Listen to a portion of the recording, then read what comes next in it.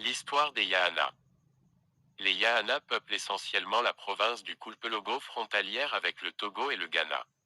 Les Yahana sont également en grand nombre au nord à l'intérieur du Ghana et également du Togo. Leur langue est le Yahana.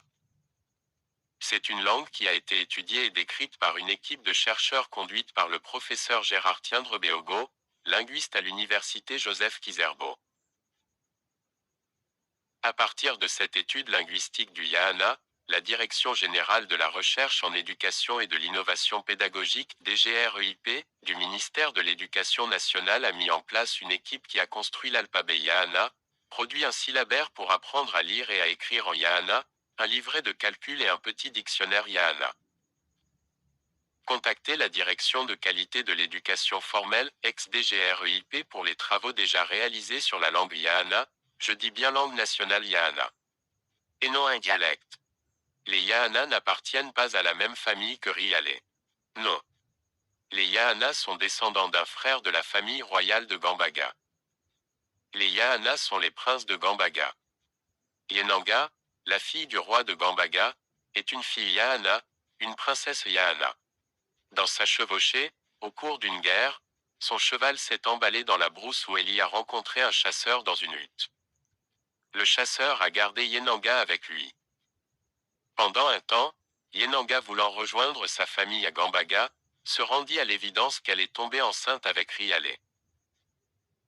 Elle attendit et accoucha d'un garçon que Yenanga et son homme Rialé s'entendent pour donner le nom Wedraogo, en mémoire au cheval de Yenanga qui a permis cette rencontre heureuse de la maman et du père du nouveau-né.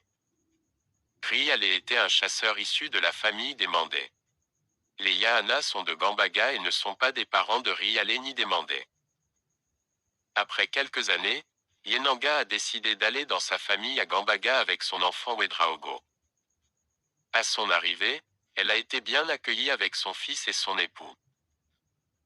À leur départ pour rejoindre le lieu d'habitation de Rialé, le roi et toute la famille à Gambaga donnèrent à Wedraogo tous les cadeaux possibles dignes du royaume de Gambaga.